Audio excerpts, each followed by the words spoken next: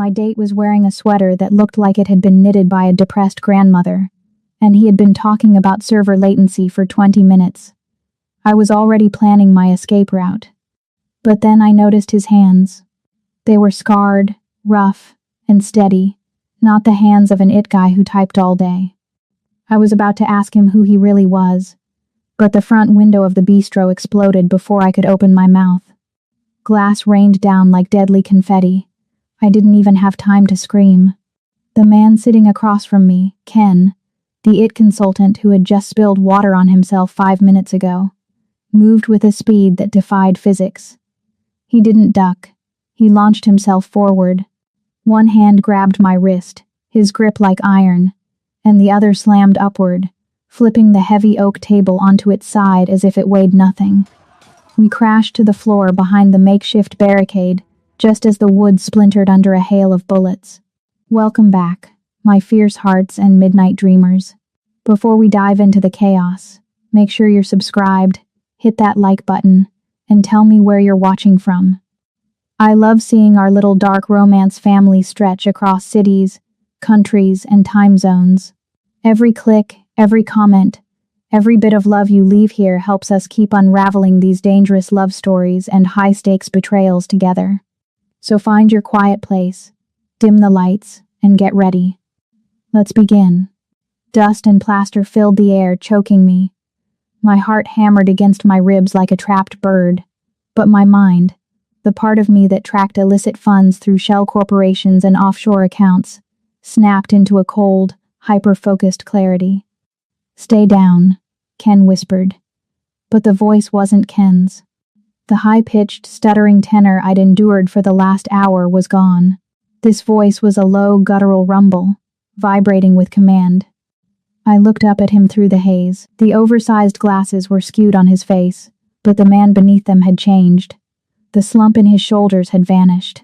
He was crouched like a predator, checking the reflection in a shard of broken glass near his boot. 3 shooters, he murmured, more to himself than to me. Entry points Alpha and Bravo. You're not in it, I hissed, wiping drywall dust from my cheek. He didn't look at me. He reached into the waistband of those terrible, ill-fitting corduroys and pulled out a matte black pistol that looked decidedly illegal. And you're too smart for a blind date, Ashanti. Keep your head down. The gunfire paused, the reload interval. In that split second of silence, Ken moved. He didn't scramble. He flowed. He vaulted over the overturned table, firing 2 shots in rapid succession. Bang, bang. 2 wet thuds followed. I peeked around the edge of the wood just in time to see him engage the 3rd attacker. The gunman, a massive man in a tactical vest, rushed him. Ken didn't shoot. Instead, he holstered the weapon in a blur of motion, caught the man's wrist, and twisted it with a sickening crunch. He swept the man's legs, driving a knee into the attacker's chest as they hit the ground. A single sharp blow to the throat ended the struggle. Silence fell over the ruined bistro. The only sound was the sizzling of a severed electrical wire near the bar. I stood up slowly, my legs shaking, but I forced myself to remain upright. I wasn't going to cower. I analyzed the scene. The precision. The efficiency. This wasn't a street brawl, this was military-grade execution. Or worse. The man formerly known as Ken stood over the unconscious attacker. He adjusted his cuff, a reflex of someone used to wearing tailored suits, not polyester sweaters. He reached up and slowly peeled the thick, black-rimmed spectacles from his face. They were broken at the bridge. He tossed them onto the corpse at his feet. He turned to face me. The goofy, harmless expression was wiped clean. His face was hard, angular, and devastatingly handsome in a terrifying way. His eyes were dark voids, devoid of panic, devoid of mercy. He looked at me and spoke in his real, deep voice. Date's over. Run or die. Your choice, Ashanti. Run or die. It wasn't a question. It was a binary command, and I've spent my entire career dealing in binary logic. Zeros and ones. Profit and loss. Life and death. I didn't freeze.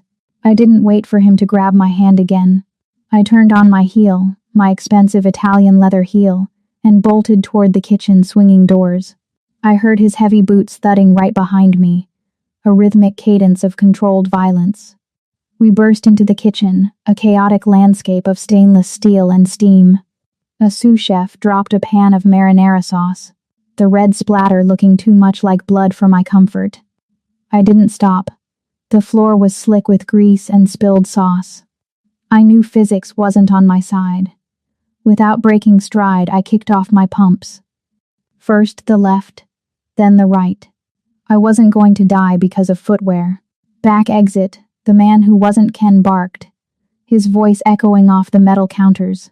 He was guiding me, his body acting as a shield between my back and the dining room we just fled. We hit the alleyway, bursting out into the cool, damp night air.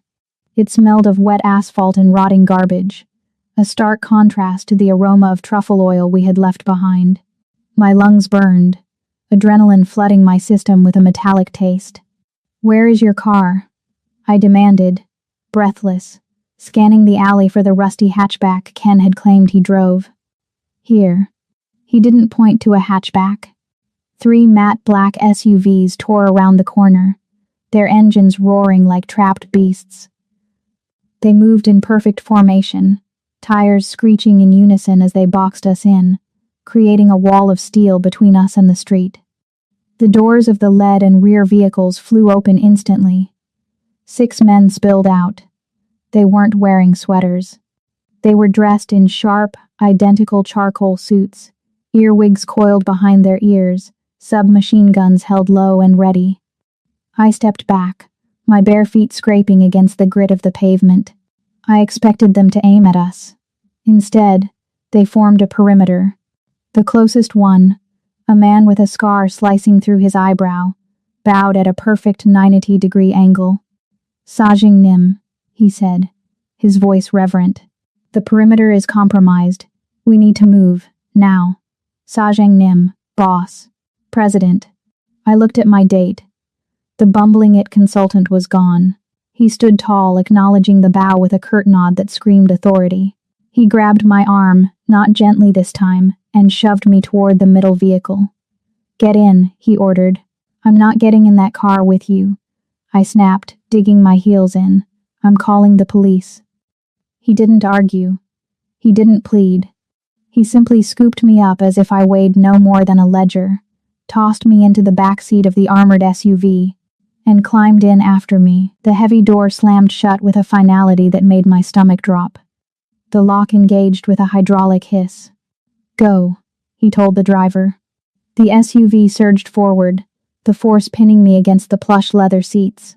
Inside, the air was filtered and cool, completely silent despite the chaos outside. The soundproofing was military grade. I scrambled to the door handle, yanking it. Locked.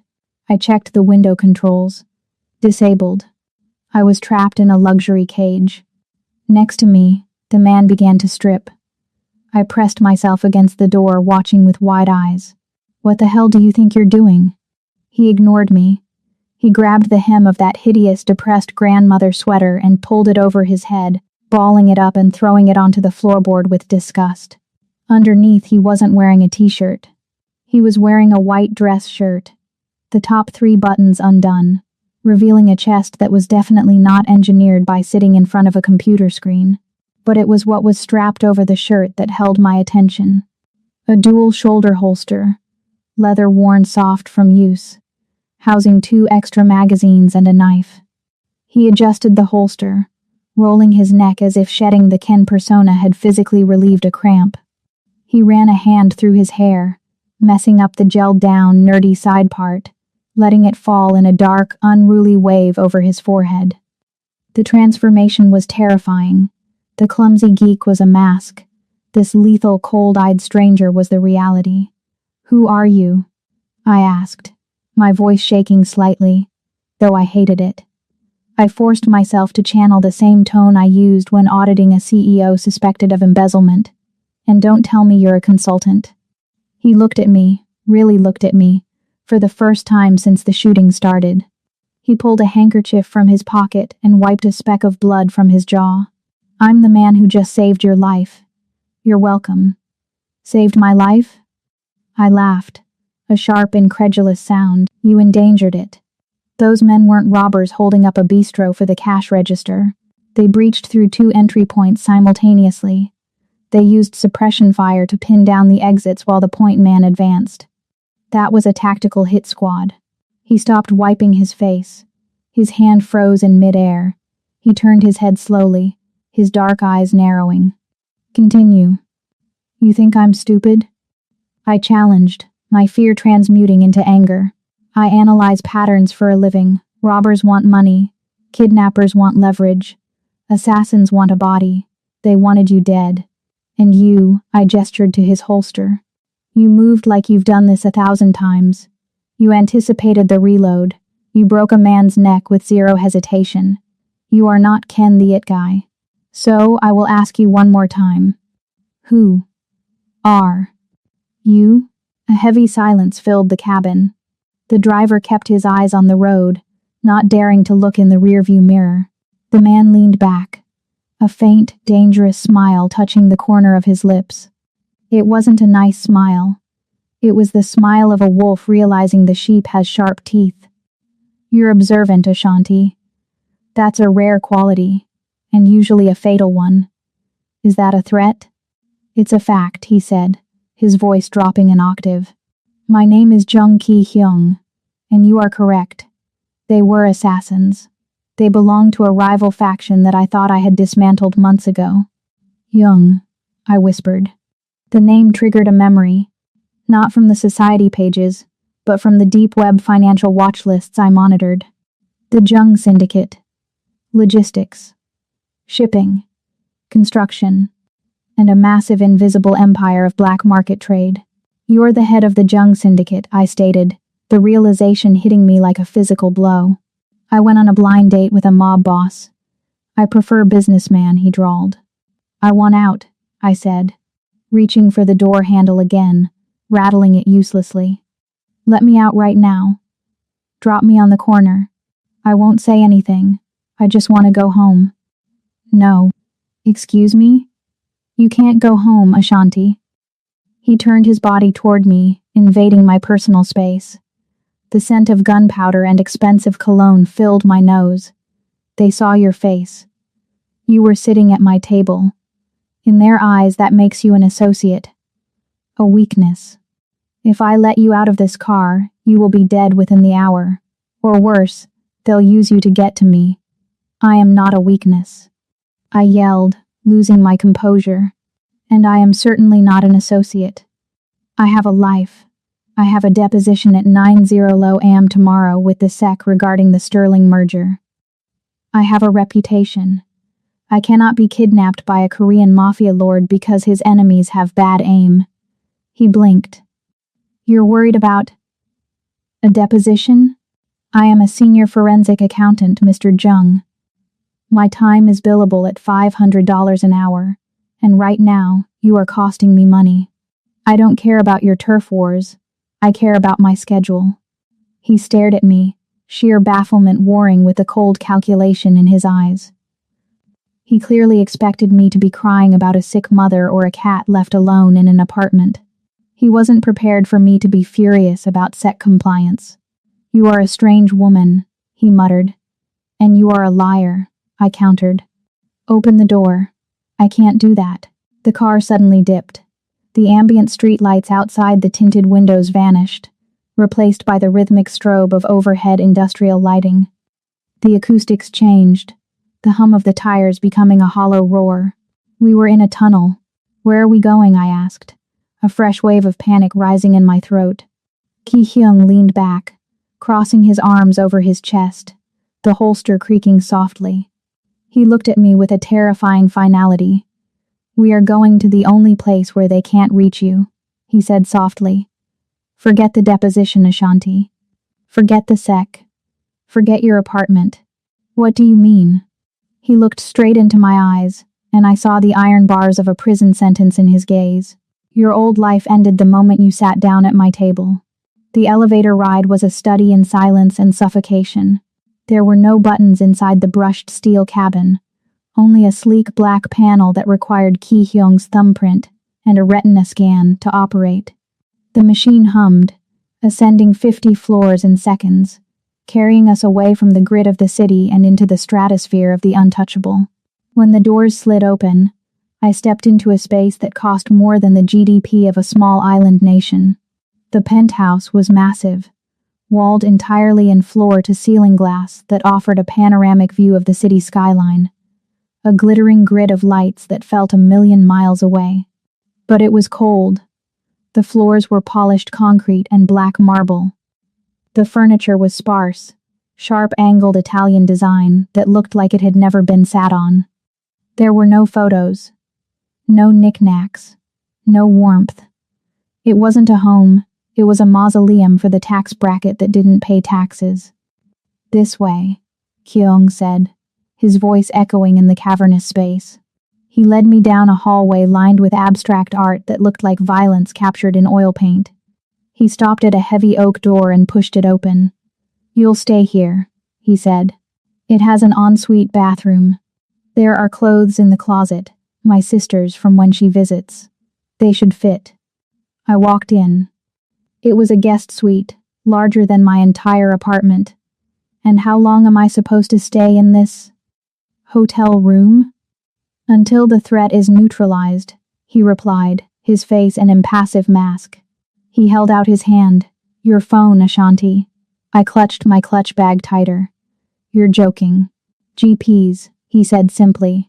"They can track it. Give it to me, or I take it." I glared at him, calculating the odds of winning a physical struggle against a man who had snapped a neck 20 minutes ago. The probability was 0. I reached into my bag, pulled out my phone, and slapped it into his open palm. "Smart girl," he murmured. He stepped back into the hall. "I'll have food sent up. Don't try the windows, they're impact-resistant polycarbonate. Don't try the door, it locks from the outside." "Wait." I moved toward him, but the heavy door clicked shut. I heard the distinct clack whir of an electronic deadbolt engaging. I was alone. For a moment, the panic threatened to return. I was a prisoner in a glass tower. I could scream, and no one would hear me. I could pound on the door until my hands bled. But I didn't. I am Ashanti Hightower. I don't panic, I process. When the numbers don't add up, you don't cry, you audit the books. I took a deep breath, smoothing the fabric of my dress, and surveyed my cage. King-sized bed, Egyptian cotton sheets, a sitting area with a velvet chaise, and in the corner, a sleek modern writing desk. I walked over to the desk. It was mostly bare, except for a stack of manila folders and a tablet resting on a charging dock. Ki Hyung had been sloppy, or maybe arrogant. He assumed that because I was a woman on a date I wouldn't care about his paperwork. He assumed I was just a civilian who would curl up on the bed and weep. I sat down at the desk and flipped open the top folder. It was a logistics manifest. Shipping containers. Weights, measures, contents labeled as industrial machinery parts. Boring. I flipped to the next one. A bank statement from a holding company called Nebula Ventures, based in the Seychelles. Now we were talking. I started reading. At first it looked standard. Large sums moving in and out. Operating costs. Payroll. But as I traced the transaction dates, my forensic brain kicked into high gear. I forgot about the hitman. I forgot about the kidnapping. I was in the zone. I pulled the tablet off the dock. It was password protected, but the user had left the biometric bypass off for a guest profile, likely for controlling the room's lights and temperature. But the guest profile shared a local network drive with the main server. Sloppy. I accessed the shared drive. It was read-only, but that was enough. I spent the next hour cross-referencing the physical manifest in the folder with the digital cash flow on the tablet. I built a mental spreadsheet. The numbers were bleeding. Someone was structuring deposits, breaking large sums into smaller transactions to avoid detection, but they weren't doing it to hide the money from the government. They were doing it to hide the money from Ki Hyung. The door unlocked with a sharp beep. I didn't jump. I didn't hide the files. I stayed seated at the desk, my finger tracing a line on the paper ledger. Ki Hyung entered, carrying a tray with a bottle of water and a plate of something that smelled like gourmet steak. He had changed out of his blood-stained shirt into a clean black cashmere turtleneck that accentuated the width of his shoulders. He looked like the devil on his day off. He stopped when he saw me. He looked at the bed, expecting to find me huddled under the covers. Then he looked at the desk. His eyes narrowed dangerously when he saw the open files. "Those are confidential," he said, his voice dropping to a low growl. He set the tray down on the bedside table with a little too much force. "I didn't realize you were a thief as well as an accountant. And I didn't realize you were incompetent," I said, not looking up from the page. The silence in the room was sudden and absolute. Ki-hyung walked toward me slowly. "Careful, Ashanti. You are testing patience I do not have." I spun the chair around to face him. I held up the manila folder. "Nebula Ventures. It's your shell company for laundering the profits from the port authorities, right?" His face went blank. "I don't know what you're talking about. Don't insult my intelligence. The cash flow matches a standard layering scheme. But here's the problem, Mr. Young. You're losing 14% on every transaction cycle." He paused. His lethal composure cracked. "Just a fraction. Exchange rates. Fees." "No," I stood up, adrenaline sharpening my voice. I walked toward him, brandishing the bank statement like a weapon. "Exchange rates fluctuate. These losses are static. Every Tuesday at 2:00 a.m., a transfer initiates to a sub-account marked consulting fees in a bank in Macau. It's categorized as overhead." I took a step closer. He didn't back down, towering over me, but he was listening. "You don't have a consultant in Macau," I said, my voice steady. "I checked the vendor list on your tablet. That entity doesn't exist in your official payroll. Someone is skimming off the top. They are bleeding you dry, right under your nose." Ki-hyung stared at me. The dark, abyssal look in his eyes shifted. The predator was still there, but the hunger had changed. He wasn't looking at a hostage anymore. He was looking at a riddle. "Why does this matter to you?" he asked quietly.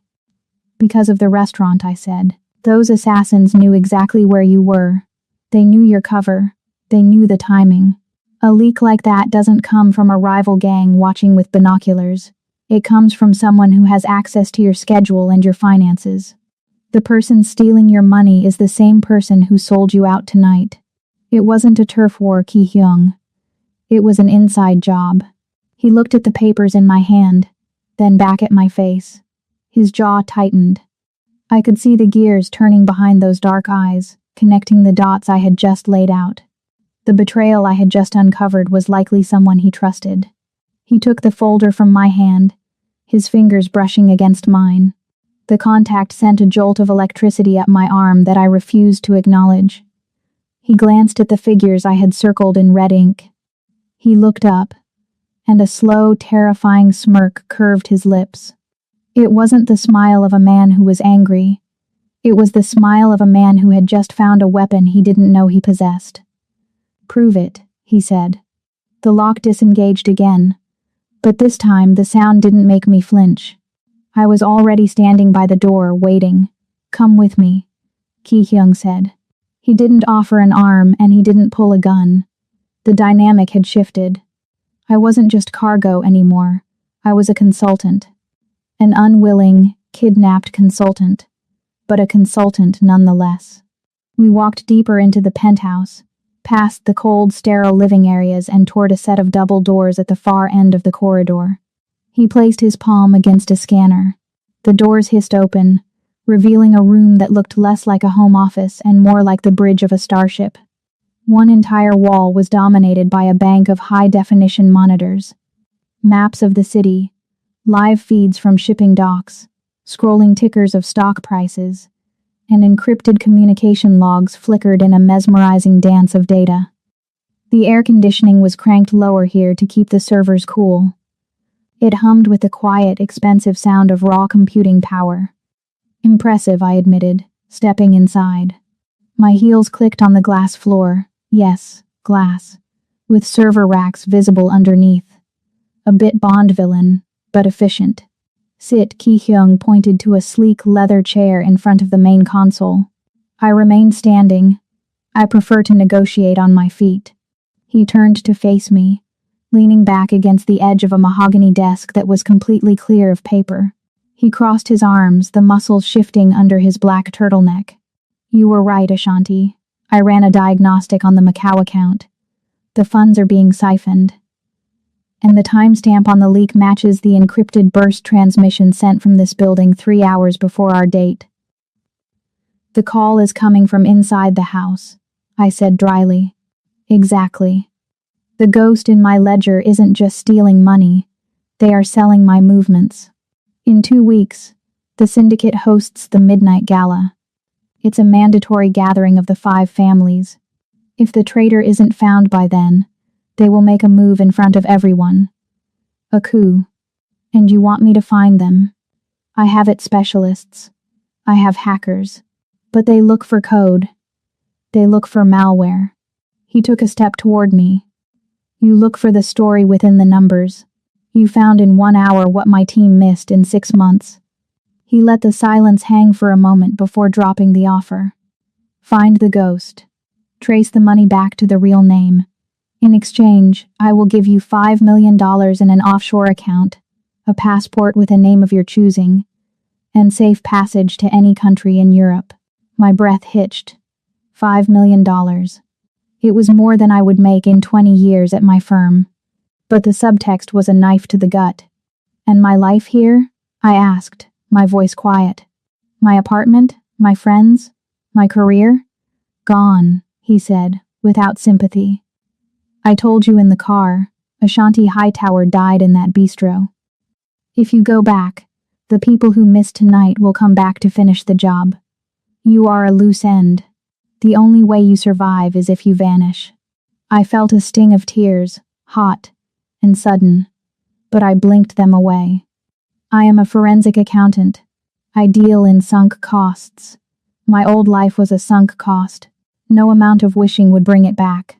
The only logical variable was survival. I have conditions, I said, my voice hardening. Ki-hyung raised an eyebrow. You are in no position to make demands. I am in the only position to make demands. You need me. Your gala is in 2 weeks. You can't hire an outsider, and you can't trust your insiders. I am the only variable you can control. He stared at me, a flicker of amusement dancing in those dark, dangerous eyes. Go on. 1. Total transparency. No redactions, no need-to-know basis. If I ask for a file, I get it. If I ask for a bank key, you provide it. I can't catch a thief if I'm blindfolded. Agreed, he said. 2.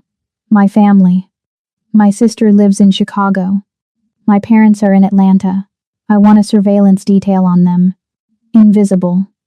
If anyone from the rival faction gets within 10 miles of them, I want to know. And I want them neutralized. Ki-hyung nodded slowly. Done. They will be watched 24/7. 3. I walked over to the desk, running my hand along the cool surface. I am not your employee. I am not your minion. I am an independent contractor. You treat me with professional respect. No intimidation tactics. No guns on the desk while we work. He chuckled, a low, rumbling sound that did strange things to my insides. Are you finished? Not quite. I gestured to the chair he had offered me earlier. It was a stylish, low-backed leather bucket seat. That chair is terrible for lumbar support. If I'm going to be pulling all-nighters saving your empire, I need a Herman Miller Aaron size B. I need a dual monitor setup, with a refresh rate of at least 144 Hz. I need high-speed, encrypted Wi-Fi that doesn't route through your internal firewall because your security protocols will slow me down. And I need coffee, not the sludge from a machine. Real coffee. Pour over. Single origin. Ki-hyung stared at me. For a second, I thought he might shoot me. Then, he threw his head back and laughed. It wasn't the polite laugh of a businessman. It was a genuine, surprised bark of laughter. You are demanding office furniture while held captive by the Mafia? He asked, shaking his head. Ergonomics are crucial to productivity, Mr. Young. He walked over to the wall unit, typed a command into a console, and the lights in the room shifted from a harsh white to a warmer, focused amber. He turned back to me, the amusement fading into a sharp, focused intensity. You'll have your chair within the hour. The hardware is already top of the line. Check the specs yourself. As for the respect, he stepped close, looming over me, his scent enveloping me again. Clean, masculine, dangerous. Earn it. He gestured to the main console. I didn't back down. I walked past him, claiming the space. I sat down in the terrible leather chair. He was right. It was uncomfortable, and woke the system. The screens flared to life, casting a blue glow over my face. I cracked my knuckles. I saw the directory of financial logs waiting for me. It was a mess. A beautiful, chaotic, criminal mess. I felt a rush of adrenaline. This was my world. He might rule the streets, but in here, in the data, I was the queen. I looked up at the most dangerous man in the city, who was watching me with a look that hovered somewhere between suspicion and fascination. Well, I said, arching an eyebrow. Pour me some coffee, boss. We have work to do. The city was weeping. Rain lashed against the floor-to-ceiling glass of the penthouse, turning the panoramic view of the skyline into a blurred, watery, impressionist painting. It was 3:00 am. The world was asleep, but in the command center, time didn't exist. The only light came from the bank of monitors in front of me, casting a cool, spectral blue glow over my hands as they flew across the mechanical keyboard. My eyes were dry, burning with fatigue, but my mind was wired, fueled by the third cup of single-origin pour-over coffee that had miraculously appeared at my elbow an hour ago. I was deep in the digital trenches, tearing apart the sub-ledger of Nebula Ventures. I was hunting for patterns, microtransactions that didn't fit the algorithm of standard money laundering. Behind me, there was a different kind of rhythm. Click. Snap. Slide. Jung Ki-hyung was sitting on the edge of his mahogany desk, bathed in the shadows. He wasn't looking at screens. He was methodically dismantling a matte black handgun, a Sig Sauer P226. I knew the model because I'd looked it up earlier, needing to categorize the threat level in the room. He cleaned the weapon with the same obsessive precision I applied to spreadsheets. He wiped the slide, oiled the spring, and reassembled the mechanism with a blind familiarity. The contrast was jarring. I was fighting a war with data, tracing the invisible currents of corruption. He was preparing for a war of blood and bone. My weapon was the mind. His was the metal. And yet, in this quiet, storm-battered room, the two felt strangely aligned. You're frowning. His voice cut through the silence, deep and textured like rough velvet. I didn't stop typing. I'm not frowning. I'm thinking. There's a variance in the Q3 reports that doesn't make sense. Someone is paying a vendor listed as catering, but the routing number goes to a bank in Estonia known for handling crypto exchanges, Ashanti. The way he said my name, slowly, rolling the syllables, made my fingers pause. I spun my chair around. He had set the gun down. He was watching me, his dark eyes reflecting the blue light of the screens. He looked tired too, but it only made him look more dangerous, like a wolf waiting out a storm.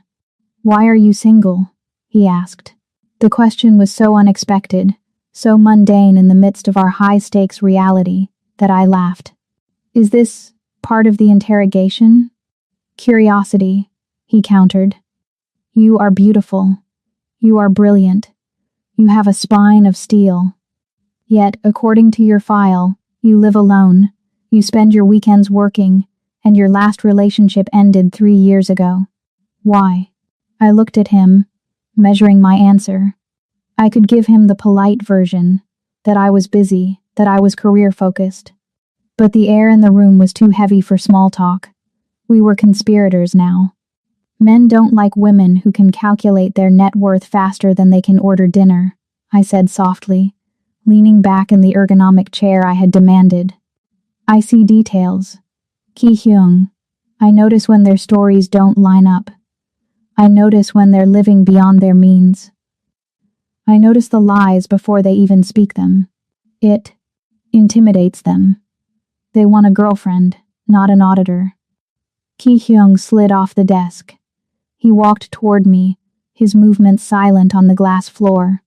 He stopped just inches from my knees, towering over me. The space between us suddenly felt charged, the air thick with static electricity. "Cowards," he murmured. "Most men are," I agreed, my breath hitching slightly as he leaned down, bracing his hands on the armrests of my chair, trapping me in his space. "I am not looking for a dependent, Ashanti," he said, his voice dropping to a whisper that vibrated in my chest. "I don't want someone who needs me to open the door or pay the bill. I live in a world where everyone wants something from me. Power, protection, money." He reached out, his hand hovering for a second before his fingers grazed the side of my neck. His skin was rough, calloused from the gun, but his touch was shockingly gentle. He traced the line of my jaw, his thumb resting against my pulse point. He must have felt how fast my heart was racing. "I don't want a fan," he continued, his eyes searching mine, dark and intense.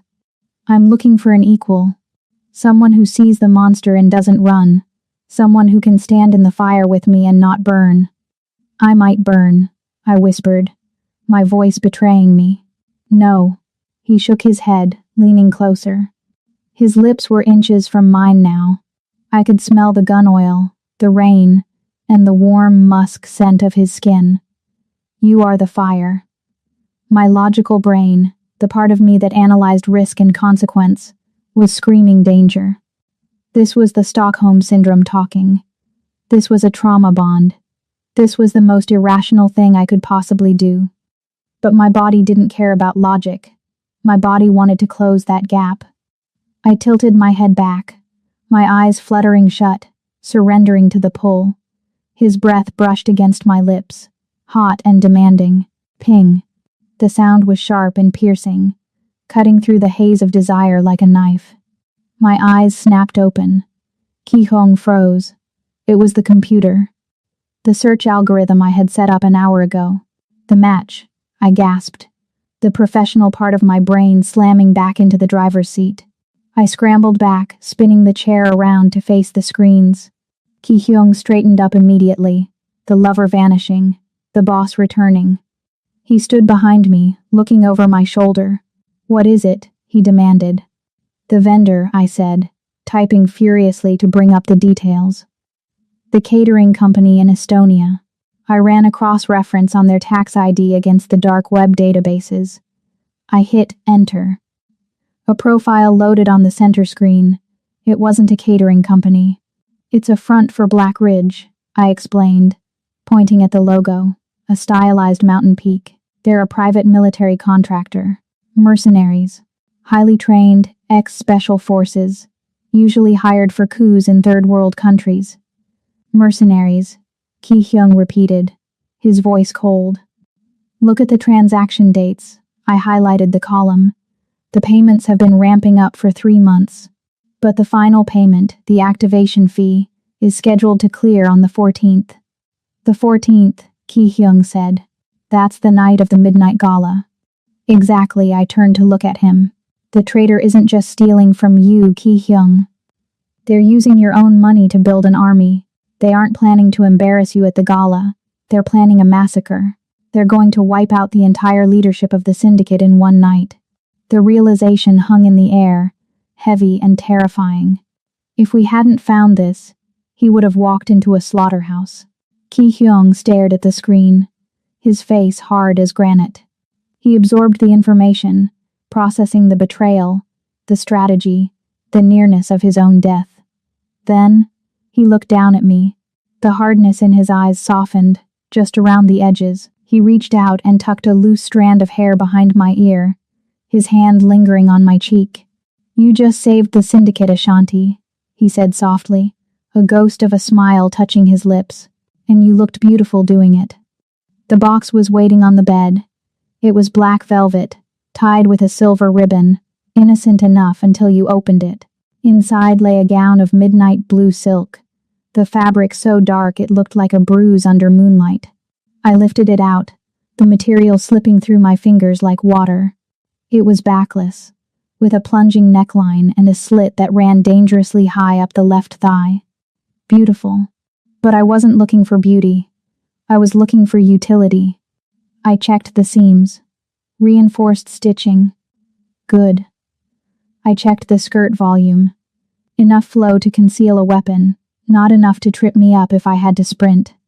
I pulled the dress on. It fit like a second skin, clinging to every curve before cascading to the floor.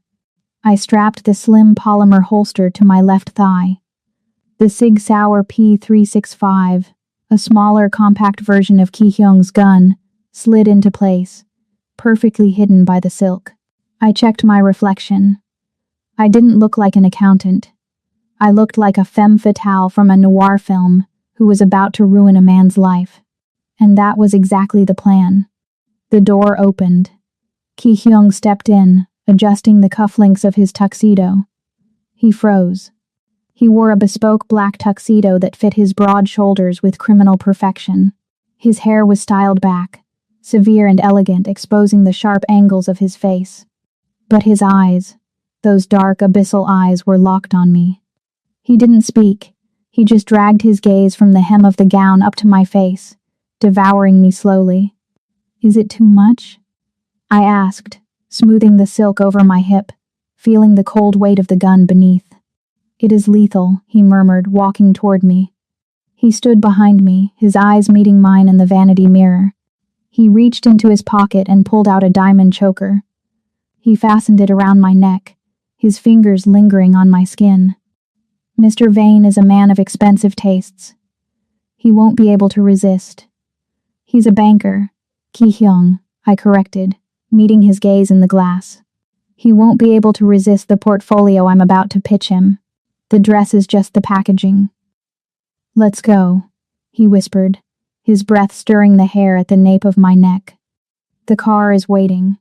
The midnight gala was an assault on the senses.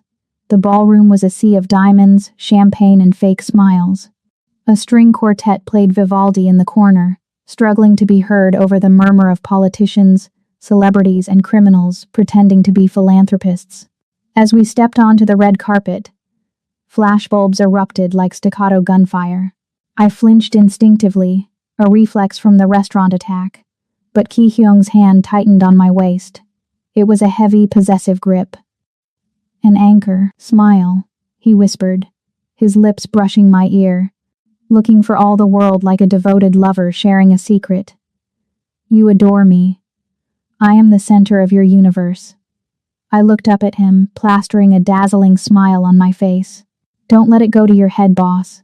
I'm just acting." "Are you?" he challenged, a smirk playing on his lips as he guided me through the crush. We moved through the crowd, a shark and his siren. Ki-hyung navigated the room with a predator's grace, nodding to associates, ignoring rivals, but his eyes were constantly scanning. "Target at 3 o'clock," he murmured, pulling 2 glasses of champagne from a passing waiter and handing one to me. "Near the ice sculpture. Gray suit. Balding. Looks like he's sweating scotch." I spotted him. Mr. Vane, the corrupt banker who held the digital keys to the mercenary fund. "I see him," I said. "Dance with me first," Ki-hyung said, taking my glass and setting it down on a nearby table. "We need to blend in. Vane is paranoid. If you approach him cold, he'll bolt." He pulled me onto the dance floor. The music shifted to a slow waltz. Ki-hyung's hand slid down my back, resting possessively on the curve of my spine, dangerously close to the exposed skin. I placed my hand on his shoulder, feeling the hard muscle beneath the expensive wool. We moved together. It was effortless. For a terrifying moment, the mission faded. There was just the heat of his body, the scent of his cologne, and the way he looked at me, not as an asset, but as a woman he wanted to claim. "You're trembling," he said softly. "I'm anticipating the audit," I lied. He spun me out and pulled me back in, flush against his chest. "Focus, Ashanti." The scanner is in your clutch. You need to get within 6 inches of his jacket pocket. Clone the NFC tag. You have 10 seconds before the encryption resets. I know the specs, Ki-hyung, I whispered, breathless from the spin. I wrote the code for the override. Good. Go. He released me. The loss of his touch was sudden and cold. I took a deep breath, retrieved my clutch, and transformed. The accountant vanished. The seductress took over. I sauntered toward the bar. Mr. Vane was nursing a whiskey, looking bored and anxious. I slid into the space next to him, signaling the bartender. Sparkling water with a twist of lime, I ordered, my voice husky. I turned to Vane, catching his eye. You look like a man who knows the market is about to crash. Vane blinked, surprised. He looked at the dress, then at my face. Excuse me?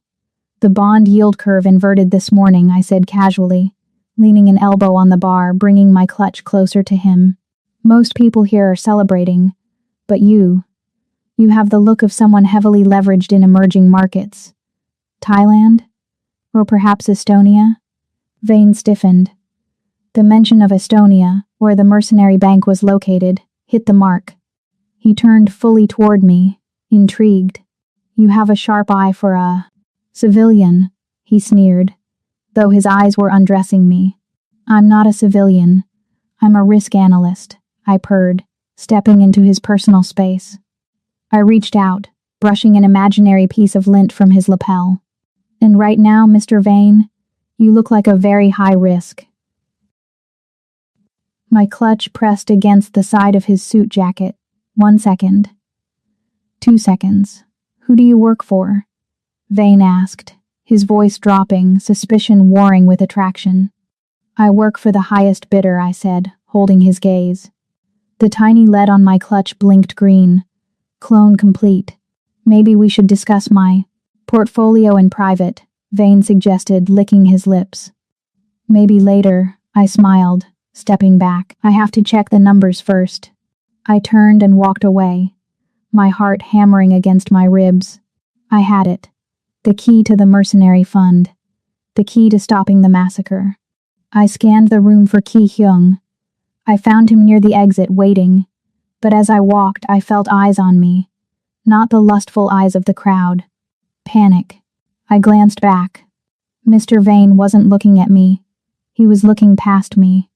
He was looking at the man waiting for me in the shadows. Vane's face went white. He recognized the silhouette. He recognized the posture. The young syndicate. Vane's hand flew to his ear. He began shouting into his lapel microphone, signaling security. Ki-hyung saw it happen. His demeanor shifted instantly from gala guest to combatant. He strode toward me, closing the distance in 3 long strides. He didn't offer his arm, he grabbed my hand, his grip crushing. He made me, I hissed. I know, Ki-hyung replied, his voice calm and terrifying. He began dragging me toward the service exit, moving fast enough to draw stairs. We have the key. Time to go. Now. The silence in the penthouse was heavier than the gunfire had been.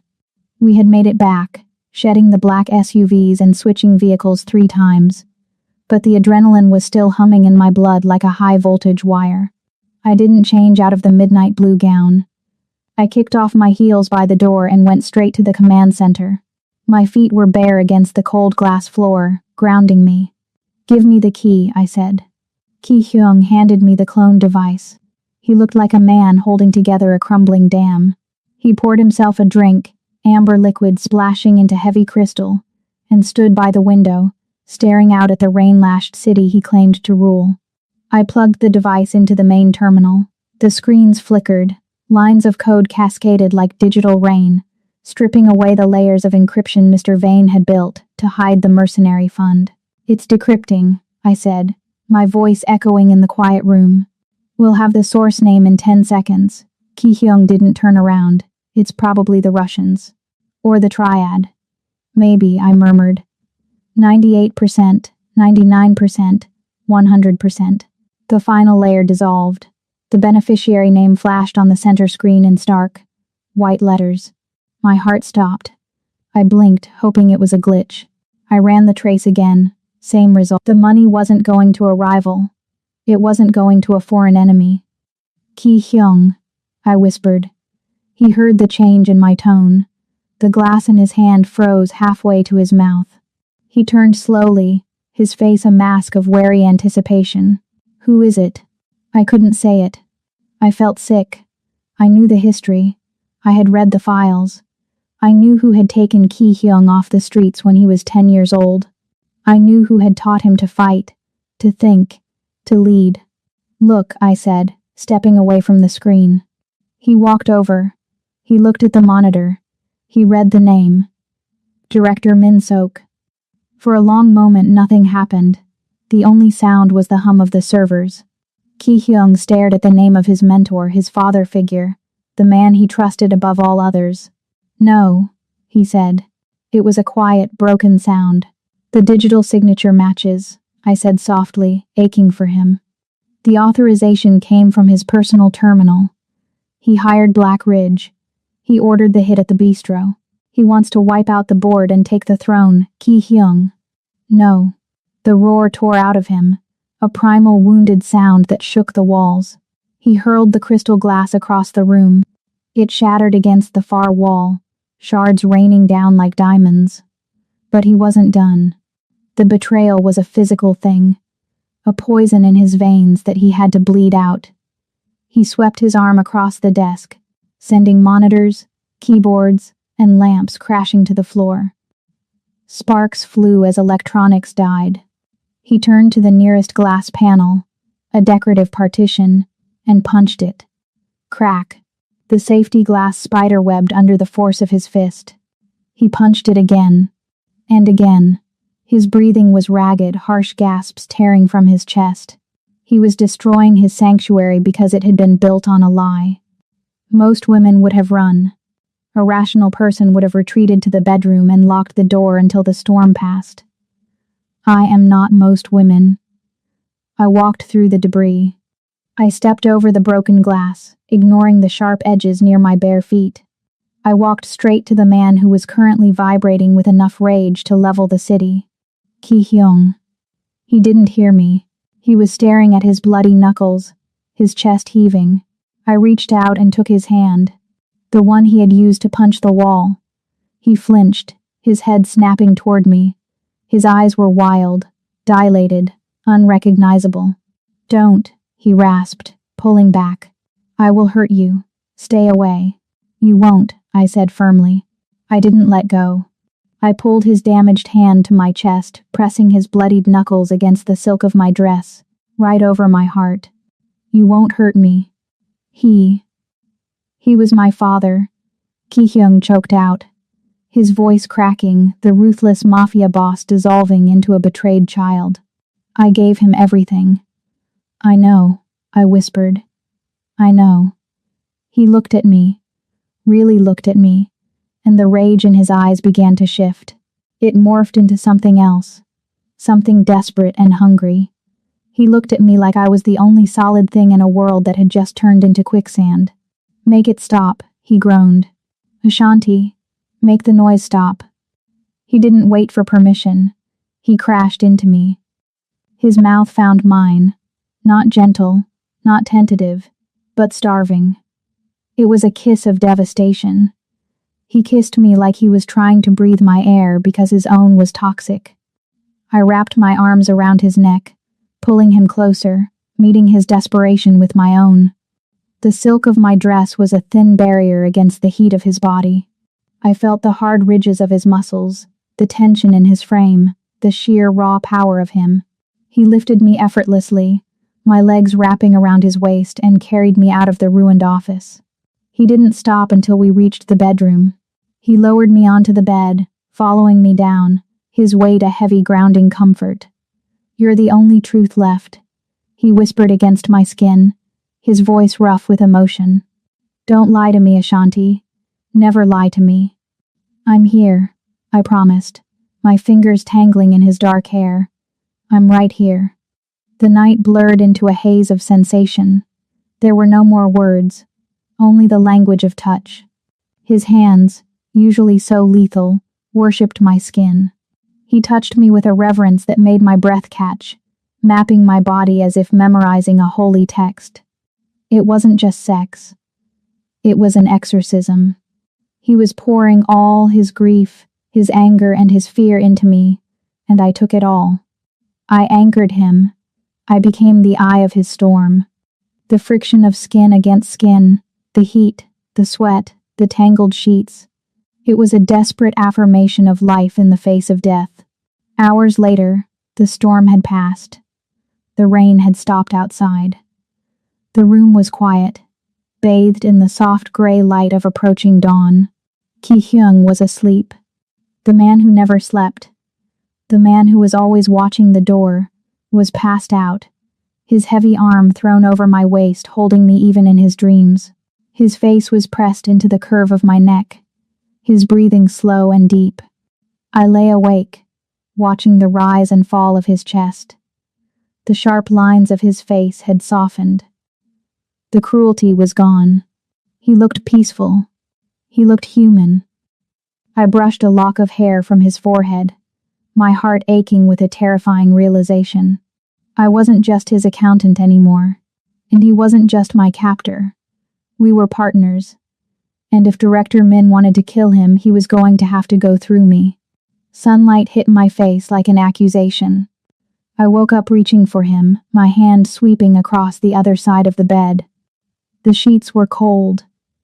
I sat up, blinking against the harsh morning glare. The softness of the night before, the vulnerability, the shared breath, the silent promises, had evaporated. In its place stood a man who looked like he had been carved out of granite. Ki-hyung was standing by the window, fully dressed in tactical black. He was holstering his weapon, his back to me. He didn't look like the lover who had held me while he slept. He looked like the boss of the young syndicate. "Get dressed," he said. His voice was flat, devoid of emotion. "You're leaving." I rubbed the sleep from my eyes, the sudden shift in temperature making me shiver. "What? Is the coffee ready?" He turned around. His face was a closed door. "There is no coffee. There is a helicopter waiting on the roof in 10 minutes. It will take you to a private airfield. You're going to a safe house in Zurich. New identity, new accounts. The deal is done." I stared at him, the hurt flaring up before I could stop it. But then my brain caught up. I saw the tension in his jaw. I saw the way his hand hovered over his gun, not out of aggression, but out of a need for control. He wasn't rejecting me. He was terrified. I threw off the covers and stood up, not caring that I was naked. I walked straight to my discarded dress. "So that's it? We sleep together, and you ship me off to Switzerland?" "It was a mistake," he said coldly. "Last night was a lapse in judgment. You are a civilian. You are a liability. I can't fight a war with Min if I'm worried about babysitting you." I pulled the silk dress on, my movements jerky with anger. I marched up to him and poked him hard in the chest. "Don't lie to me," I hissed. "And don't you dare do the noble sacrifice thing. It's a cheap cliche, and you're better than that. We are partners, Ki-hyung." I found the leak. I decrypted the ledger. "You need me. I need you safe." He roared, the mask cracking for a split second. He grabbed my shoulders, his grip desperate.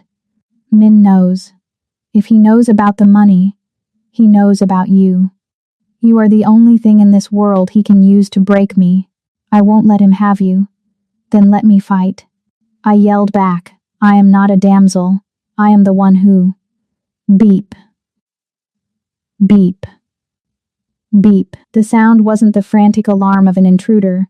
It was the low, rhythmic chime of a system override. The warm amber lights of the penthouse suddenly flooded red. The automated blinds began to rise, exposing us to the city. "System override, Alpha Min." A computerized voice announced smoothly. "Welcome home, Director." Ki-hyung's face went pale. He has the master codes. He shoved me down behind the heavy oak desk just as the front doors of the penthouse, doors that were supposed to be impenetrable, slid open with a cheerful ding. 3 metal canisters rolled across the floor, hissing. Gas. Ki Hyung shouted. White smoke exploded into the room, thick and acrid. It wasn't just smoke, it was tear gas mixed with a tranquilizer agent. My lungs seized instantly. My eyes burned like they had been doused in acid. Stay down, Ki Hyung ordered. He didn't take cover. He moved. Through the haze, I saw shadows pouring into the room. Men in gas masks, moving with military precision. They weren't here to talk. Ki Hyung met them in the center of the room. He was a blur of violence. He didn't shoot. The smoke was too thick to risk hitting me, so he used his hands. He disarmed the first mercenary, snapping the man's arm like a twig, and used the body as a shield against the others. He moved with a terrifying fluid grace, a demon dancing in the smoke. Crack. A knee to a chest. Thud. A gun whipped across a helmet. But the gas was filling the room. Ki Hyung coughed, his movements slowing. He was fighting an army while holding his breath. I couldn't just watch. I scanned the floor. A heavy brass statue lay near the desk. I grabbed it, my fingers slipping on the smooth metal. A mercenary loomed out of the smoke to my left, spotting me. He lunged. I didn't scream. I swung the statue with every ounce of strength I had, aiming for the knee. He grunted as the brass connected, stumbling. I scrambled back, looking for a weapon, for anything. But a second man appeared behind me. A heavy, gloved hand clamped over my mouth. Another grabbed my waist. Got the package. A distorted voice shouted through a mask. I bit down on the hand, hard. I tasted leather and blood. The man swore, but he didn't let go. He dragged me backward, my heels skidding uselessly on the glass floor. Ki Hyung. I screamed, the name tearing out of my burning throat. Ki Hyung spun around. He saw them taking me. For a moment he abandoned all defense. He roared, a sound of pure fury, and charged toward us. He took 2 bullets to the chest, his Kevlar vest absorbing the impact, but the force knocked him back. He stumbled, fell to one knee, and fired blindly. One of my captors dropped, but 2 more took his place. They were dragging me toward the service elevator. No. I fought, kicking, scratching, clawing. Ki Hyung was crawling toward me now. Blood was seeping from a wound in his leg, leaving a dark streak on the pristine white floor. His eyes were locked on mine, wide, terrified, and burning with a helplessness that broke my heart. He reached out a hand, his fingers straining toward me. Ashanti. They threw me into the elevator. I lunged for the doors, my fingers brushing the metal, but the mercenary slammed his fist into my temple. My vision blurred. The last thing I saw before the silver doors slid shut was Jung Ki Hyung, the invincible Mafia boss, alone in the center of his ruined empire, surrounded by enemies, reaching for a ghost. The doors sealed with a final, hydraulic hiss. I slumped against the metal wall, darkness pulling me under. But even as I faded, I knew one thing. They hadn't killed him. That was their mistake. They had left the wolf alive. And now, he had nothing left to lose. The smell of rust and low tide was the first thing to hit me. Then, the throbbing pain in my temple where the mercenary had struck me. I opened my eyes. I was tied to a metal chair in the center of a cavernous, abandoned warehouse. Rain drummed relentlessly against the corrugated tin roof, drowning out the distant sounds of the harbor. My wrists were zip-tied behind me, biting into my skin, but I didn't struggle. I tested the tension. Tight. Professional. You're awake. Director Min stepped into the pool of harsh yellow light cast by a single hanging bulb. He looked like a grandfather. Kind eyes, gray hair, a soft cardigan. It was terrifying how normal he looked. This was the man who had raised Ki Hyung. This was the man who had ordered his execution. "Where is the key, Ashanti?" he asked, his voice gentle, as if asking for a cup of tea. "The Swiss accounts. The mercenary fund. I know you moved it before you were taken." I straightened my spine, ignoring the headache. I looked him dead in the eye. "It's gone, Min. He sighed, a disappointed sound. He nodded to a man standing in the shadows, a brute with a tactical knife. The man stepped forward. Don't play games, Min said. We can do this the easy way, or we can start removing fingers. You need to type the authorization code. I laughed. It was a dry, raspy sound, but it made the brute pause. Min frowned.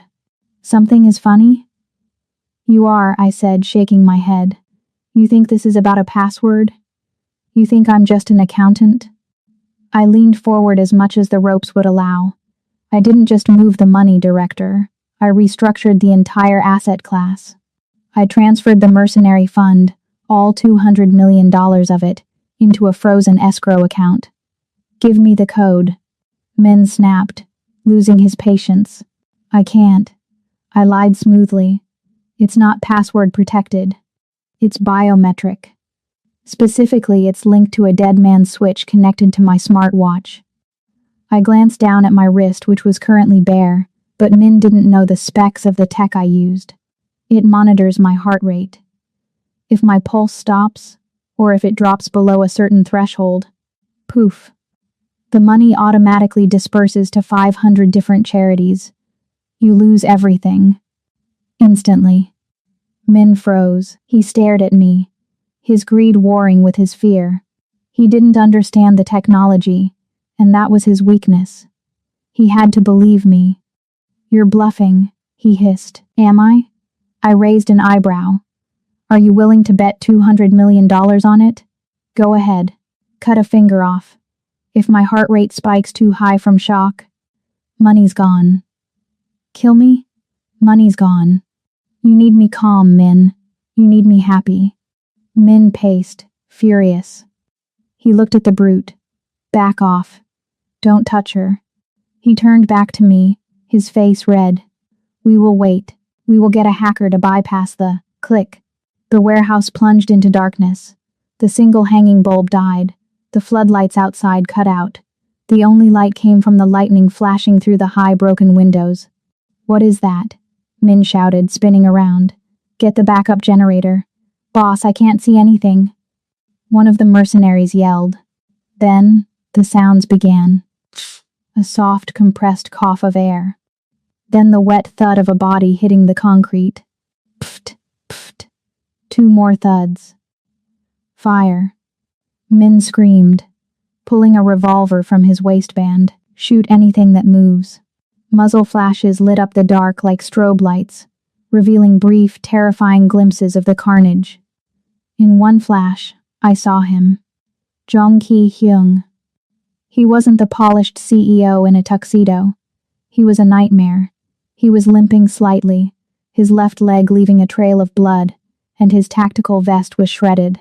But he moved with a speed that shouldn't have been possible. He was a shadow detaching itself from the dark. He didn't just shoot. He flowed through the mercenaries like water, using his knife, his gun, his hands. He was the wolf, and the sheep were screaming. Silence fell as quickly as the violence had started. I held my breath, my heart hammering against my ribs, ironically proving my heartbeat lie wrong. But no one was checking. Min. Ki-hyung's voice echoed from the darkness. It was low, broken, and terrifying. It's over. The emergency lights flickered on, dim, red, and eerie. Min was standing behind me. In a panic, he grabbed my hair and yanked my head back, jamming the cold barrel of his revolver against my temple. Stay back. Min shrieked, his composure gone. I'll kill her. I swear to God, Ki-hyung, I'll blow her brains out. Ki-hyung stepped into the pool of red light. He was 10 feet away. He was covered in blood. Some his, mostly others. He had his gun raised, aimed directly at Min's head. But he hesitated. Min was using my body as a shield. Ki-hyung's eyes locked onto mine. I saw the agony in them. He couldn't take the shot. The risk was too high. If he missed by an inch, I was dead. Drop the gun. Min yelled, pressing the barrel harder against my skin. Drop it, or the girl dies. Ki-hyung's hand trembled. He started to lower the weapon. He was going to surrender.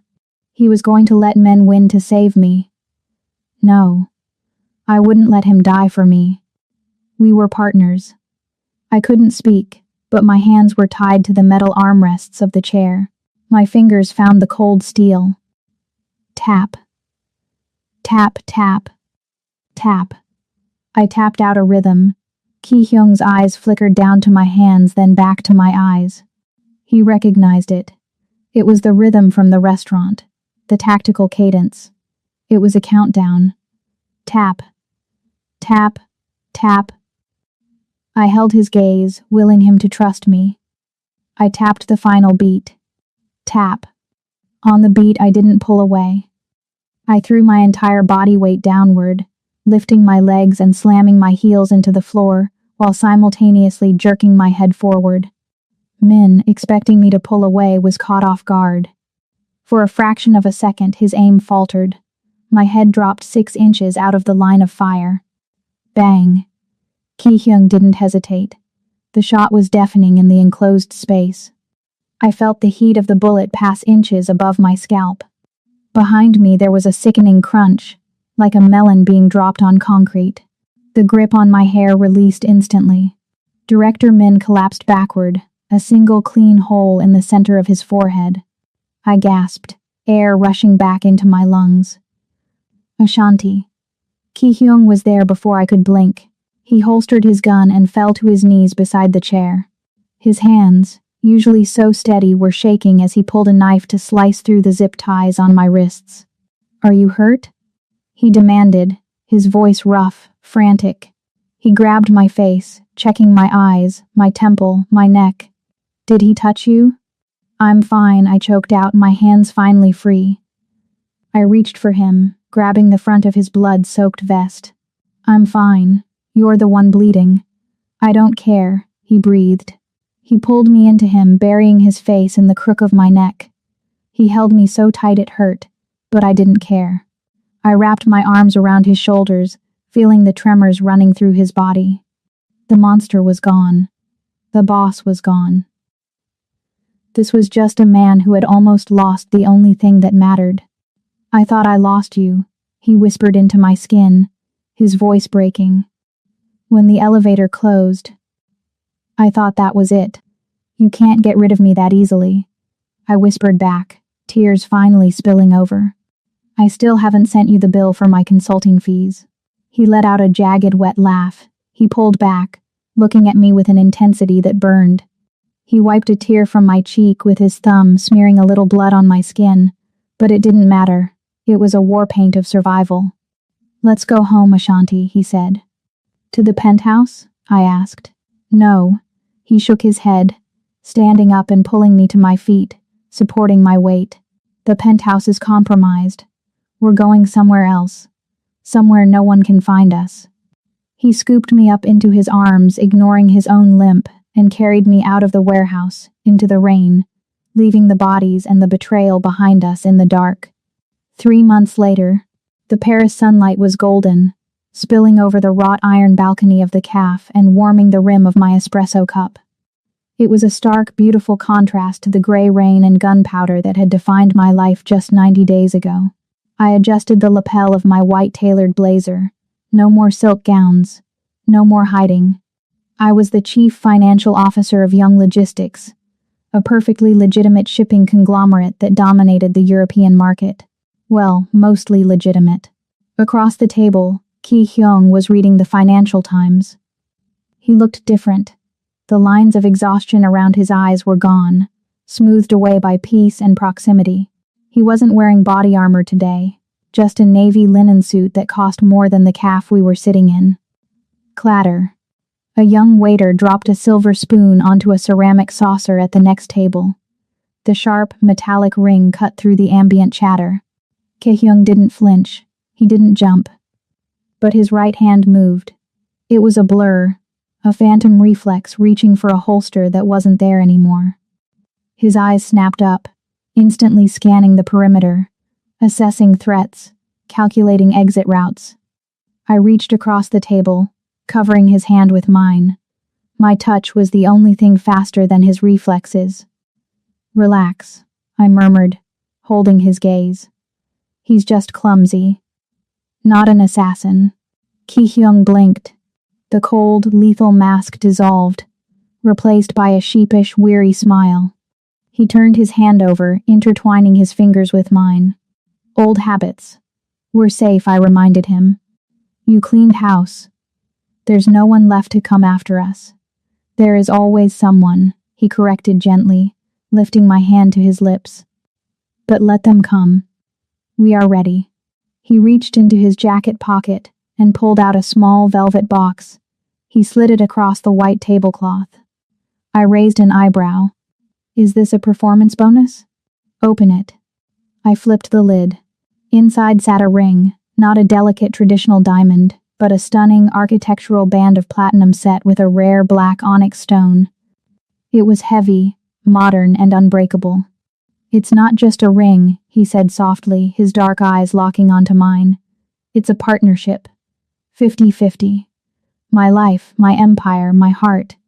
You own half of everything, Ashanti. I slid the ring onto my finger. It fit perfectly. It felt like armor. Do you ever regret it? He asked, a hint of vulnerability creeping into his voice. That night? The blind date? I looked at the ring, then at the man who had burned down half the underworld just to keep me safe. I leaned back, sipping my espresso, a dangerous, happy smile curving my lips. Are you kidding? I laughed softly.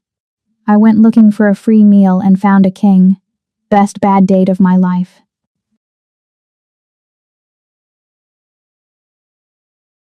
Oh, this is very intellectual education, steeped in emotional intelligence, scientifically and clinically fully displayed.